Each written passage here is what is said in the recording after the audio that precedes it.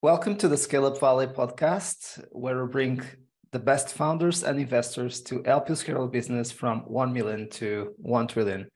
Today's guest is Hedda, the founder and CEO of Lassie. Hedda, welcome to the show. Thank you. Thank you so much for inviting me and for having me on the show. It is a pleasure, Hedda, and you have a super nice career. You have been in the music industry, then you evolved into McKinsey, also into equity, a very well-known investment fund, and now starting your own VC-backed company in the insurance and pet insurance arena. But for the ones who didn't have the pleasure to get to know you, it would be great to get a bit more about your background and then how it all started to decide to start Lassie. Yes, of course. So as you mentioned, I have both a background in the music industry, where I had the luxury of being super creative.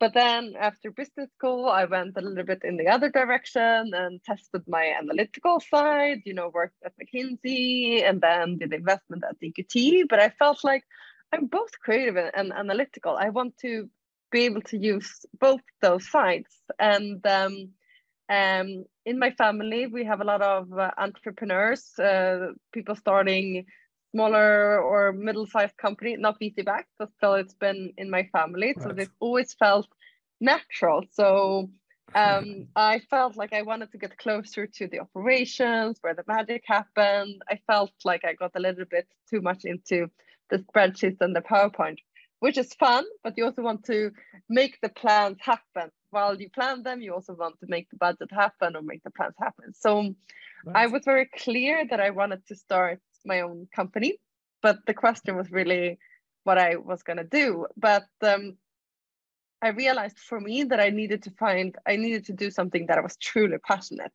And the idea was just in front of me. Like, I spent so much time and energy and also money on my pets. I have a dog and a horse, and I've been competing a lot with them. And my mom's a veterinary, so that's really how Lassie started, because I realized that I had a big advantage in my life. That was my mom. My mom was always there by my side. I could always call her, ask for advice if one of my pets was sick, how to treat this, how to do this, right. Which means that our pets was very rarely sick, and we didn't really have to use our insurance.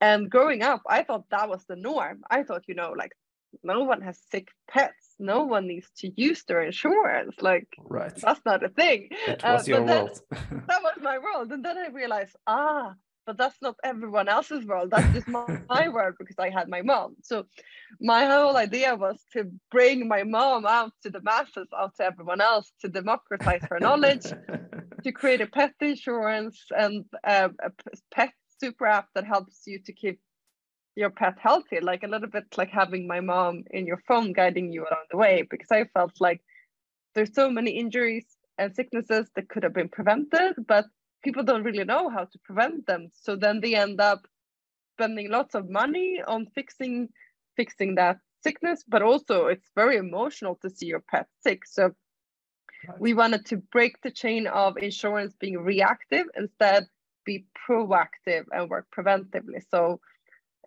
that's how Lassie started, because we have, just like everyone else, we have super good terms and conditions, but then we are, one, digital, but two, that's our core USP, preventive. So in our app, you will get guides and recommendations on how to take care of your pet daily. You collect points, and you can actually get a cheaper insurance price. So it's really, we say it's a triple win, because for the customers, you get a cheaper price, but also healthier pets.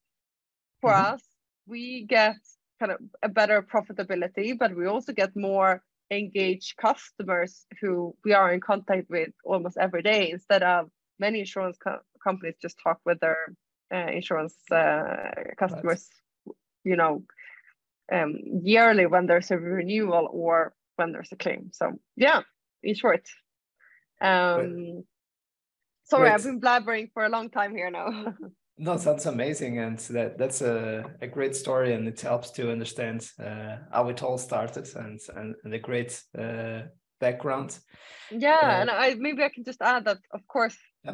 that was just the start of why I started Lassie. Then there was I realized very early on that you want to do this with a team. Like, you don't want to build a company Right. on your own. So I very early set out to find someone who was an expert on product and tech, who could build this super app, but also someone who was an expert on pet and pet insurance, who could tell us what Right. content, how the terms and conditions, how the product should actually be. So I was super lucky to early on find Sophie Wilkinson, who has been former head of pet insurance at If P&C, one of the leading players in the Nordics, and Johan Jönsson, who's been the full stack developer for unicorns like Spotify and King. And actually that week he just actually got a puppy, so it was very stars aligned scenario there. And that's great innovation coming from Stockholm that we didn't say. Everything started in Stockholm and now expanding across Europe, right? Namely Germany, but we will talk about it later on the show on the international expansion chapter that we always love to discuss. And that's great what you are talking about, being reactive, not being reactive, but being proactive. And there is something that we've been discussing so much in digital health and human health, and that we have not been working also on direction of pet health.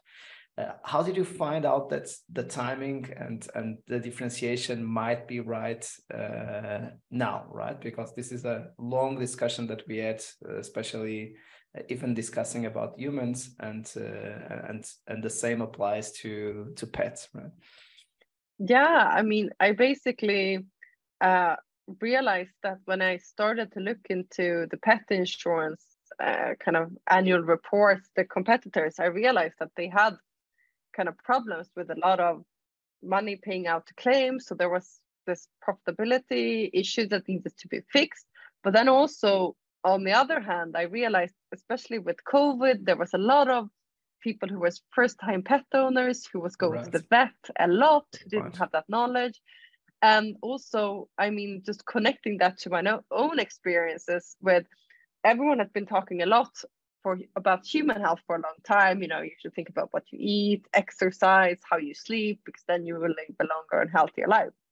And I mean, it's a no-brainer. That's also true for pets. It just has been done less research on it, just because you normally have more money to spend on human kind of studies and these type of research. So, and also then I could connect that with, I knew for a fact that we were an outlier in the statistics of how often you go to the vet. And the only explanation I could find for this was that I had a mom that I helped me work preventively and could help us take care of the pet, because it wasn't even that they were sick and she took care of them at home. It was actually that they didn't very rarely got sick. Right. So that was just a connection with the data I was seeing in the industry, what was happening on the human healthcare side, but also my own experiences from having my mom. There is a second thing that you mentioned that I think it's really important to emphasize, that it seems simple, but it's not so simple, right? Which is the component of building the team, being able to understand how do you find the skills that will complement you. Of course, you have an investment background, so you have seen multiple teams, and you have seen some mistakes in terms of founding team formation, and also made some reflections. But it's super simple. Of course, you need to have that technical product and tech, especially if you are able to have this kind of CPTO close to you, even better, like the product and tech components. And then you understood that you needed someone that was expert in this industry. So you didn't need to learn everything for yourself. And it will take maybe 10 or 20 years to understand how it works. And we know that in a VC-backed company, we want things to happen fast. So we don't have the luxury of having 5 to 10 years to learn an industry if we really want to create an 100 million business out of the problem solution. Of course, having in mind the purpose, we also need to align the purpose with the rules of the VC game, right? So that's kind of the why we also decide to go for the VC path or not go for the VC path, because maybe the business might not be aligned with that kind of path. So and we know that then, you know, very clearly I need to have those skills to complement me. But then that's another story to be able to find people who might be in the same moment as you are. It might be the right timing for them to start the company. How has been that process? Because I think a lot of people maybe will not find out who do I need to start the company. But then if they are clear as you were, they have a very hard time finding the right people to join them on the journey, right? Yeah, and I mean, I think that was probably the hardest process.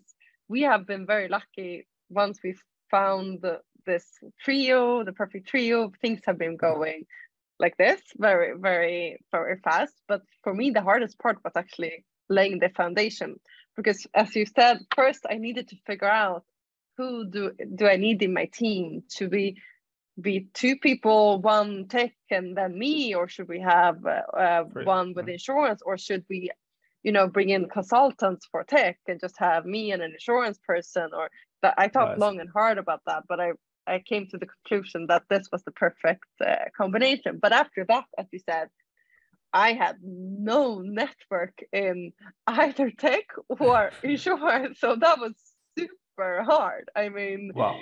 I don't understand afterwards how I didn't give up, because I started working on this idea in January, and in August I had found Sophie and Johan, and then we were like, yes, let's go. And then things went super fast, but it took a long while. And I since I didn't have any network, I did everything from doing cold outreach on LinkedIn, but I also talked with everyone that I met. I was like, as soon as I met someone, you know, we got into the conversation of what I was doing and what I was looking for. Then I'm like, do you know anyone in tech, or do you know anyone in pet insurance? So I was completely non-shy, and just asking. I booked a lunch with someone who might know someone in pet insurance, just to ask them who would be the perfect candidate. So eventually that's also how I got to meet Sophie and Johan, because they came from people that I knew or were acquainted with, and they recommended them. So I think that's a really good way. So I think that's a really important thing, at least if you're looking for co-founders, to not be too much in a stealth mode. Like, you need to be able to talk about it, to tell people that you're looking for this profile, because I would never have found Sophie and Johan if I hadn't asked around for them. There's no way. I don't think I could have found them on LinkedIn. It would be because their titles weren't maybe matching to my searchers, or it's, you know, it's really hard to also know that someone is interested in starting a startup, or even has the interest in pets. Or so I think, don't be shy, ask around, be stubborn. I mean, when I got this idea, I had a couple of these ideas before, and I, you know, spent a couple of weeks doing research on them, and then for some reason I figured this is gonna be tricky, or I'm not the right person. But this one, it just got stuck in my head, and I was like, I'm gonna do this. Wow. I need to do this. And like, even without the team, I was like, I'm gonna find a team. I'm gonna do it. So I think you also need that mentality.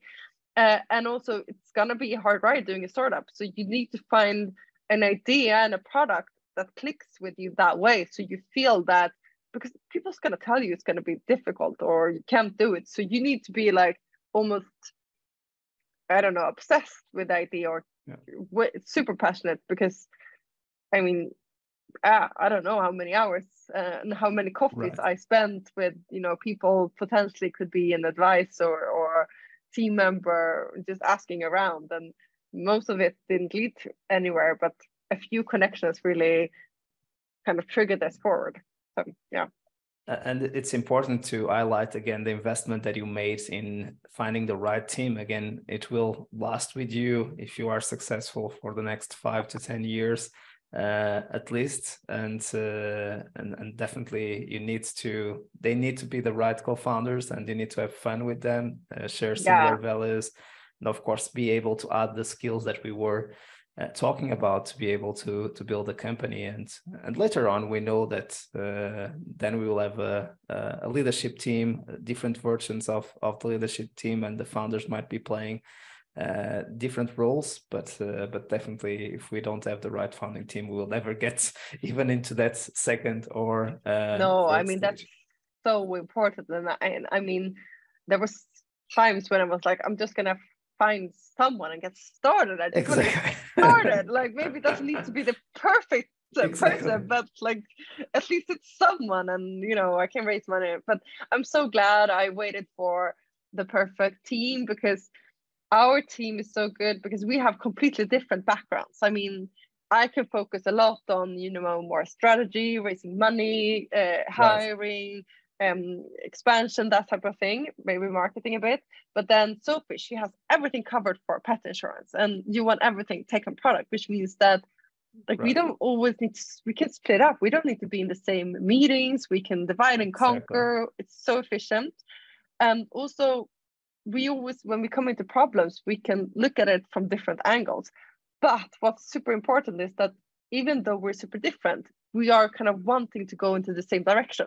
We have the same view of what a successful company is. Because sometimes if you're too different, it can also be that you might want to create different things, that you actually want to, someone wants to do a VC-backed company and someone wants to grow over a 20 years time period organically, which is pretty different choices that you need to make. Both are fine choices, but it's a very different way to run companies. So I think that's and also I read, I'm sure you read the same, that the most startups, at least in the early stage, the reason why they quit is because co-founder problems. So I think it's super important in many different ways. And also when raising money, I mean, we raised our 2 first rounds, we raised without having any product out in the market. So it was basically investors betting on us that we were the right team. Right. And had a product that fitted the market, of course. But yeah. And that is a great point, right? So there is some discussions that it's good to kind of build the deck with your co-founders. So in that sense, you are also able to align about the vision that you are pursuing. But sometimes the co-founders also don't have too much experience about fundraising and how to build a deck. So maybe the component of divide and conquer. So start working on the MVP, then let's unite some efforts, but I will create the baseline for the deck. Did you build the deck before you met the co-founders and then you revised the deck, or did you make the deck together for 1 or 2 or 3 weeks or 4 weeks, and then you started fundraising? I know that's very detailed, but I think for the ones who are listening, this is super interesting. That's questions that comes to mind, right? Yeah. So I come from a background of investing. So for me, when doing research, I just made slides and started a deck because I wanted to, I don't know, for myself, just build a deck and see if it was a compelling story. And that deck also that I built, whenever I met the potential co-founder or an advisor, then I showed that deck. So that meant when I met a lot of people in the beginning who I was also asking for advice, and I showed this deck, and then they were like, oh, you should talk to that person who could be a CTO maybe. And then sometimes they were like, also let me know when you're raising money, and let me know when you found a team, because then I want to invest. I wasn't even fundraising, but I got lots of investor interest. So I had the deck ready from an early stage, because even when you're meeting a potential co-founder, then I showed the deck, like they want to see what you want to build and why this is relevant. Or at least that's how I did it. Then of course, I already had the deck, but when Sophie and Johan was on, then we sat that together and be like, okay, should we change anything? Should we have some more detailed slides on the roadmap when we're gonna do? Because I couldn't really have a slide on the roadmap because I didn't know when I was gonna find the team. So then we could, set kind of few details. So that's how we've been working. But I think it's different from case to case. If you are 3 people starting a company from scratch, then maybe it's a good exercise to build the deck together, because you already know that you're going to be a team, then you just need to develop the plan together. But here I already had the idea and needed to find a team, so I needed to have something to present to them. And also that's how my brain works, that I think while doing slides, and I also that's how I kind of collect information. So I think there's different ways to do it, but I think it works. In our case, it works pretty well that I can take lead on creating the decks, fundraise, but then of course we align a lot. I already know, and I mean, where we're going to be in a couple of years, but then of course we align, okay, is this the right promises for the next round? Is Germany, should it be Germany? Of course, we have multiple discussions. It's not that I sit and create the plan while I do the deck. The plan has already been made. Then it's just about making it clear with the deck. Right. That's a great combination. Where we were looking for co-founders, we were asking for advice, feedback from industry experts, asking for the co-founders, and at the same time asking for advice. You were even offered money to start the company. It's the old saying of ask for advice and people will offer you money, and ask for money and people will give you advice, right? That's so true. And I say that to all entrepreneurs that I meet who want fundraising tips, that I'm like, go just out and meet people and ask them for advice and talk to them about their idea. Then people will let you know if they're interested to invest. Exactly. And also it creates more FOMO if you're not explicitly saying that you are, now we're raising money. It's better if you are meeting for some other reason, and then they can hear that you have this round coming up and there's so much interest. It's hard to choose who to include in the round, and then the FOMO kicks in and everyone wants to be part of it. That's how the investor community works.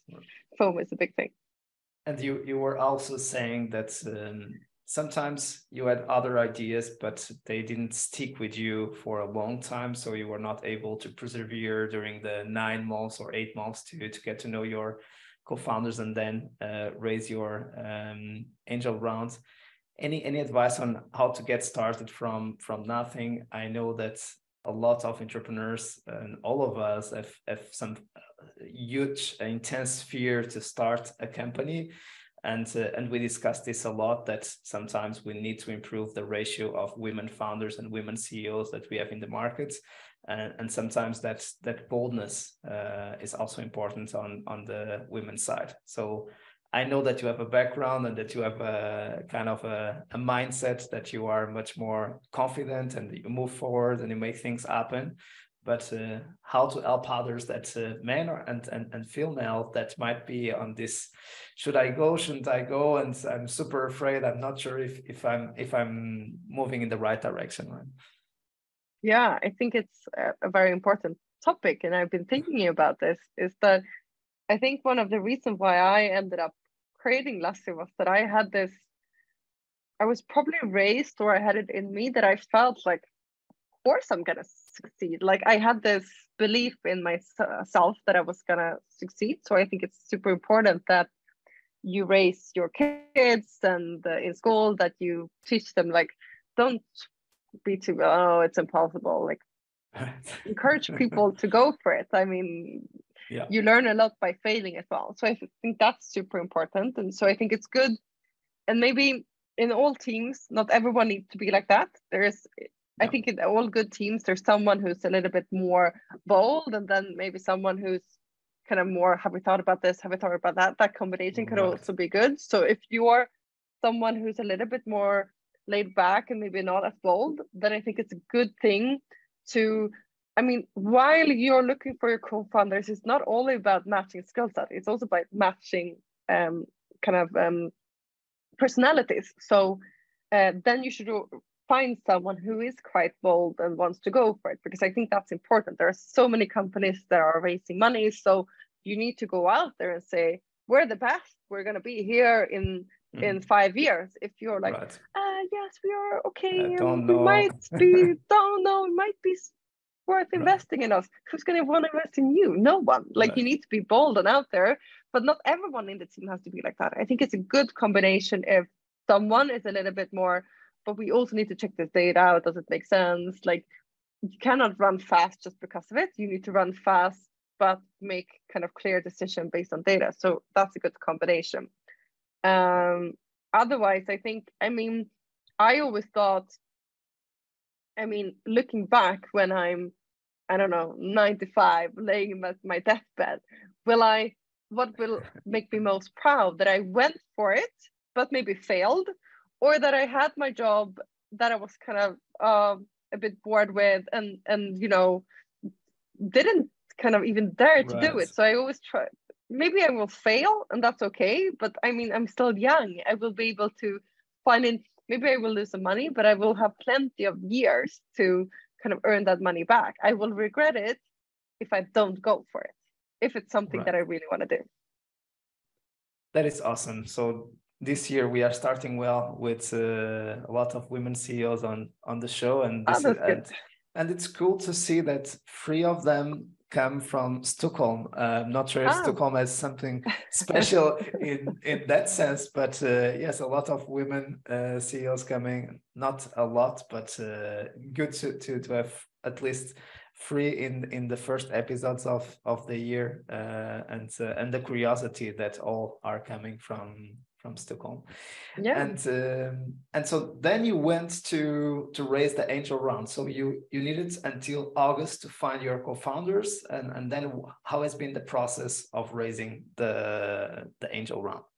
Yes, so when I found Sophie and Johan and we officially formed the team, then I already had lots of investors that I wanted to participate, who was basically saying, let us know as soon as you found the team. And then, we'll invest, or, if we think the team is good, we'll invest, something along the lines. So from there, things were super quick.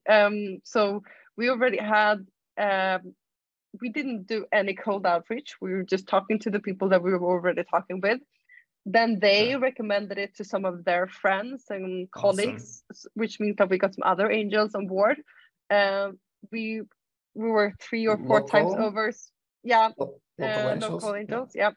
Because at that point we were only launching in Sweden, so we felt like we wanted to get most help here. Which meant that we also had a few VCs who were interested. We were also in an incubator, which means that we were kind of shown, we had the kind of demo day or some to a few investors as well, which was, I think the demo day was the week after we officially had formed as a team. I was part of the incubator myself, but then great timing. Yeah, that was great timing, and that was also a little bit of push, and because I was like, for the demo day, should I include you in the pitch deck or not? Exactly. Because we were kind of test working, which is also a good thing to do, I think, too. You shouldn't just say that you're going to be a team and great then advice. So we were test working for a bit, and then I was like, for how long? For the ones who, again, Sophie was actually an advisor first. She had promised her husband that she was gonna be part of the family business, so she first joined as an advisor. But then, as time progressed, I realized she was very passionate about Lassie, so I asked her. Just so you know, if you ever change your mind, there's always a spot open for you to be co-founder. And then she actually said yes to that. So for her, it was a couple of months, but for an advisor, for Johan, it was probably, I don't know, it was 1 full day and then a few other meetings. And a dinner. So it was over a longer period of time. But then that was also kind of a good trigger point for me, because I had this demo day. So I was like, okay, so next week is the demo day. I need to submit my pitch, today or tomorrow. Yeah. Should I have you in the deck or not? So then I had to make the decision, which was also good. But yeah, then we were 3 to 4 times oversubscribed. We also had a few VCs who wanted to invest, but we decided that we wanted to only have angels for the first round. So the process went super quick. We barely spent time raising money the first time, because since I had been talking to a lot of people, then it went pretty quick. So were you able to disclose the round size in the beginning, or? Yeah, it's official. I think it's been in news. It was 5 million SEK, so roughly €500,000. Got it. And it was quite quick. So in August, you guys got together, and then it was when did you close the round? Yeah, so I think in August, end of August 2020? end of August 2020, we formed as a team. Somewhere beginning mid-September, we had decided on the allocation. And then I think in October, all the money was on the account. Okay, super quick. Yeah. It's amazing. So it took the 8, and again, it's important to say that during the 8 months, you have not only been working on finding the team. As a byproduct, you were also able to be working on improving the idea, improving the deck, and at the same time getting potential investors out of that process, as you were focused on finding the right team to join you. So that's a great point. And then comes the discussion more about the geographical expansion, and we come back then to the seed and the A to put the story all together, which is why starting this company in Sweden. So the timing you have explained before seemed right. Of course, you were based in Sweden. It would make a lot of sense to start with Sweden as a pilot market. And we know that Sweden has been one of, especially Stockholm, and Sweden in general, one of the countries with the greatest number of unicorns per capita. So it's definitely a lab for innovation, a great place to start a company, because this is a global podcast for the ones who didn't know too much about Sweden. But why Sweden for this opportunity, right? Yeah, so one thing that was important with why we choose Sweden for our first market is that Sweden is actually the most prominent country for pet insurance. Pet insurance is most mature in Sweden, which meant that we wanted to test the waters, launch a product in the most difficult market there is, Sweden. And after that, go to the less mature, the growing markets. So that was the whole strategy, to first launch in Sweden, test the market, because we know eventually all other countries are going to the same direction as Sweden, since Sweden is a few years ahead. So if we are fine in Sweden, then we will crack all other markets. That was the rationale. Yeah. Then it comes from a Nordic founder. So we kind of have some options, right? We might want to expand across the Nordics, but it will take a lot of time and it's small markets. Then we need to go maybe to Europe or to the US directly. In Europe, we need to go to a big market to be able to, of course, we need to have a big TAM, right? So, and then we have the typical options: Germany, France, the UK, Spain, I'd say less times, Italy from my experience. But why Germany as next step and not UK or France or Spain, right?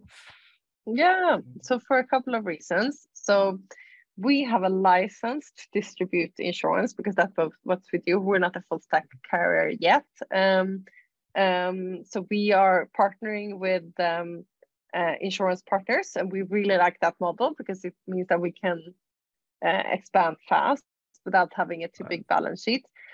But then our license is within the European Union. So we knew legally it was going to be less hassle to go to a country in the European Union. So the reason why Germany was top on that list was for multiple reasons, but one was the legal reasons. Two, also the market size and the growth rate. We were looking a lot on how many pets were living there, how people, did they see them as human or like family members. We talk a lot about this humanization of pets trend. Right. So that was really growing in Germany. So the market was growing. Then we saw a really interesting profile in Germany that we felt was a very good fit to our product, which meant that it was a lot of younger people who were getting pet insurance that were seeing their pets as family members. And they were also very keen on kind of training. And our app offers free training, which meant that we felt like Germany had a very good fit to our product.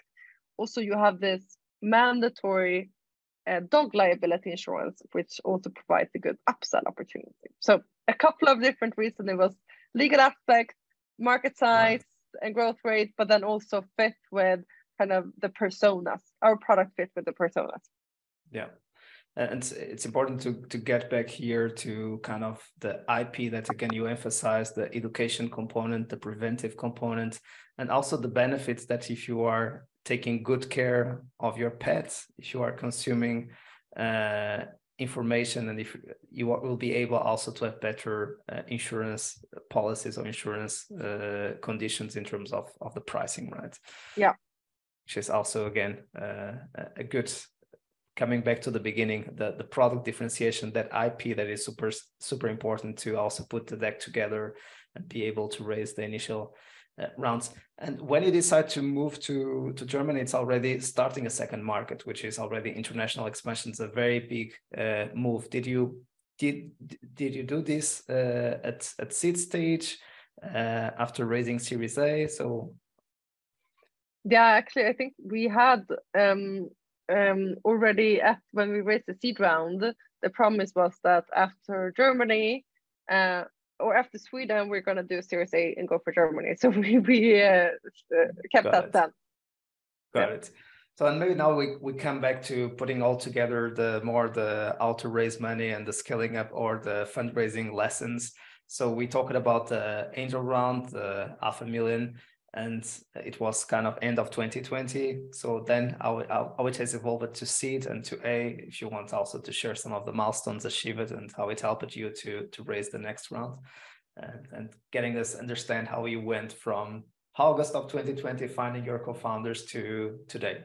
Yeah. So as I already talked a little bit about, very soon after we found the company officially, that I found the co-founders, we did the angel round, which meant that we could start working on the app. We could make 1 or 2, 3 hires to kind of start developing the product. We could also apply for the license. We needed some lawyers for that. In the beginning, we worked for free, but then after 6 months or so, we could take our very first little small salary.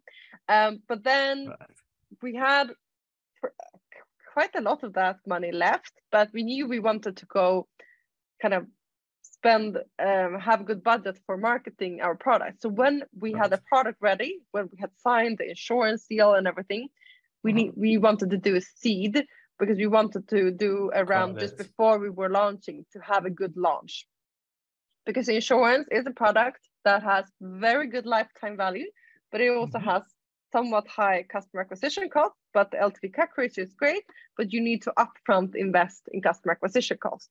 So if we wanted to grow fast, we knew we needed the money before the round to be able to do, or before the launch to be able to do a good round. So then we started to talk to investors, I think early 2021. And I think we signed the term sheet or something in April for the seed round, which was 2 million. Yeah, that's how we do it. No, but we've been lucky. We've been very lucky with fundraising so far. We've always been oversubscribed and had to choose between investors rather than having to prolong it or make the round smaller or something like that. But we had then in venture leading the round with Passion Capital, being kind of a co-lead. I think then I can't remember exactly when the money was on the account, but we launched, the beta launch was in June and the commercial launch was in July. So the money was on the accounts way before that. So we had then we could hire some more people and also launch officially and successfully in Sweden. And then we were growing like crazy in Sweden during this autumn, which meant that in January 2022, or maybe January, February, we started to raise the Series A round. And then end of February, beginning of March, I think just when the war broke out, then we signed the term sheet for timing again. You need to give a masterclass on we should have made all the episode about how to handle timing. Well, some things you don't control, so sometimes you just need to have a bit of luck. So yeah, we signed the term sheet just when the war was coming. I think it was end of February, beginning of March. Yeah. And then had the money on the account, I think in April after some due diligence. And then it was all go Germany now, and now we have launched in Germany. Yeah, I think that's awesome. The story so far. That's an amazing story, and everything's super quick and very well done. Almost by the book, every single thing that you did. That's a great case study, and for the ones who are thinking about starting their own companies or are in their journeys. Yeah, but I must say, I think the reason, I think we've been lucky. We had a great product with a great team and a great timing. With COVID, lots of people got stocks and so forth. But I also had a lot of advisors. So I worked in the investment space, but I worked on the private equity side. So it wasn't exactly the same. But I knew a few people who were VC investors. So I got some help. We could practice pitch with them. They looked for the pitch deck. That's great. I got help on how to run a good process with investors. So I think it's always a good idea to get an advisor or one of the angel investors to be quite professional in the VC space, because if you're raising VC money, it's always good. The first time you don't even know how the process will look like. You're like, okay, how do I run this? I knew the private equity process, which is not similar, of course, but it's a different also, since you acquire the majority versus minority and other different sides of it. So I think it's good to have some sounding boards. Either you talk to other startup founders, but also investors. And then for the Series A, you of course have your existing investors who can help you, guide you through that process and do intros and so forth. And again, the process can be overwhelming, and especially when it starts to last 3 and 4 and you don't have the first commitment. From an emotional perspective, it can be super, super hard, especially if you are every single day with meetings almost back to back, always iterating on the deck. And also as a CEO, having your co-founders asking how things are going, and you might not have very good news from time to time to share with them. And maybe they also start thinking, oh, maybe we have something wrong with the problem solution. So it was super good that you were able to make it quite fast, to not even create space for those doubts to start popping up and undermining the confidence of the team, because sometimes even the CEO can be quite confident and quite strong emotionally, but it's always difficult to manage all the fears and all the emotions of the team, right? Yeah, I mean, even if we've been super successful with raising money, you of course still get a few no's, and then I mean it still affects you. So it's good to keep the process short and with the expectations, right? So sorry to interrupt. There's some investors that really want on your cap table, that you are thinking, oh, this is the people that we need here, and we will bet a lot on this direction, and then you take a lot of time to have a meeting with them and they show no interest at all. At least for me, it affected my morale sometimes when that happened. And I think one thing that's good is actually, if you have a dream investors, don't start talking with them first. Warm up, because you're gonna be a little bit rusty. Like you want to be able to have a few questions and someone else to grill you before you meet your dream investor, if you have one. Sometimes you go into a process and you don't really have a preferred investor, but if you have a few that you feel like they have a great. So for example, we really felt that with Felix, that was our Series A investor. They were having a strong consumer brand focus. They had kind of similar companies in the portfolio. And I'm glad that wasn't our first meeting, because the first meeting is always you are not as confident or not as clear in your story or pitch line. Exactly. You're always getting a little bit better towards the end. Yeah. And time flies, so we need to get into the last segment of the show. But before, I still wanted to go quickly into the team component. What is the head count today, Hedda, with Lassie? Oh, we're kind of hiring. It's always being updated, right? It's always being updated. We are around 20 people today. Right, and that's a great thing, and we discussed about this, and I'm seeing this trend more and more happening. Is sometimes at Series A we saw in the past teams getting closer to, at least 50 and sometimes even 100. I've seen companies at Series A with 100 people in headcount. I think that today teams are much more frugal, understand that adding too much headcount sometimes also works against them because they are not able to have everyone on the same aligned or on the same page, and also adding too much headcount too early. It is very dangerous for the alignment and for the growth of the company, and becomes unproductive and not productive. That's what I want to say. Sorry. Yeah. and any lessons here on the importance of being frugal and maybe investing more on a good combination of senior and junior people at the initial stages of the company, instead of just hiring and hiring 50 people already at Series A. Yeah, that's been something that we've been talking a lot about, and it's been a very kind of upfront and outspoken strategy of ours to be frugal with hiring and hire superstars and senior people, because whenever you just throw in a bunch of junior people at the same time, they of course need a lot of coaching, and you can of course do a lot of things, but if you don't do the right things, it doesn't lead to a lot of progress. So our strategy has always been to have fewer people but more senior people who can get a lot of things done, who can be self-starters, because I or Sophie or Johan don't have time to sit in all meetings and talk about the strategy. We need people who can pick it up and run with it and check back with us, of course, but then who can make a lot of their own decisions and be very independent. So that's been a very kind of mindful strategy of ours, actually. Yeah. Kind of do. And I think it's very fitting also with this macroeconomics we're seeing right now, is that you need to last longer on your fundraise and burn less. Exactly. And it's kind of applying the same culture that you have applied to your founding team, being able to have people that are able to be masters of their own areas, and then you guys just align, but they are able to be empowered and do things, make things happen on their own, and not be too dependent on each other to make things happen, right?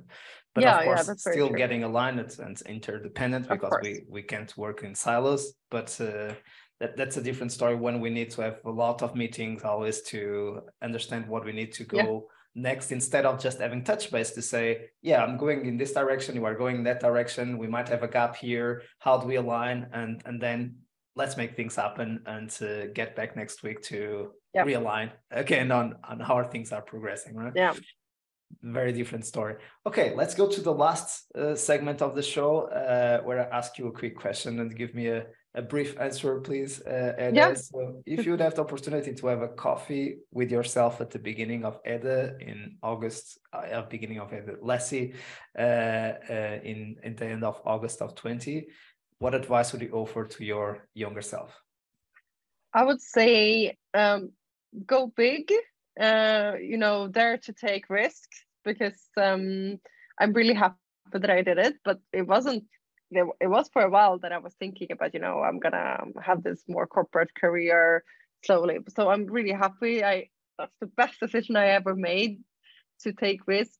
But I'm also would like to say, maybe it's boring and counterproductive, but I would also say, like, if you go to university or something, spend like at least 2 or 3 years to do something good with your CV, because it's always good to have something to fall back on. I'm super happy that I have like McKinsey and EQT on my CV, because it's been easier to raise money, but also I never felt scared that it's not going to work, that I'm going to be without a job. I always feel like there's going to be some opportunity for me. So I think it's always, if you want to kind of be able to, I think it's good to feel like you can take a lot of risk, because you feel like you a baseline to come back to, and also it's also going to help you if you raise money, for example, and it gives you more credibility in discussions.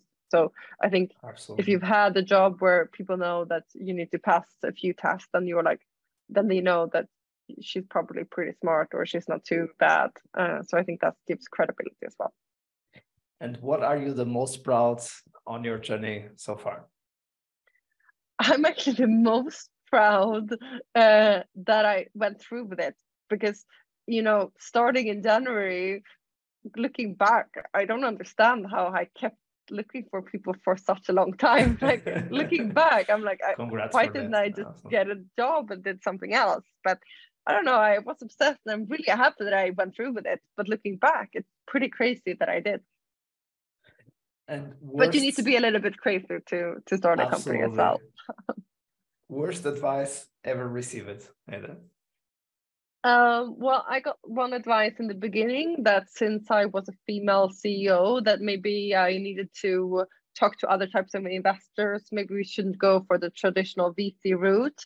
I think I understand that that advice came from a good place. Yeah, They didn't want me to be disappointed, but also I feel like I need to be pumped up to go into discussions. If I start thinking I can't do it, then I'm not going to be able to do it. So I think it's exactly. counterproductive advice. And finally, the resources. Your favorite book, business or non-business, you decide. I actually don't have a favorite book. Sounds good. I I can't really read when I'm working, because I get very involved in my books, so then I end up reading the whole night. So I try to stay away from books, or too good books when I'm working. But for startup books, I like 0 to 1. For example, other kind of books, I really liked A Little Life, which I read quite recently. But I don't really have a favorite book, though. It's dependent on mood and what I'm looking for.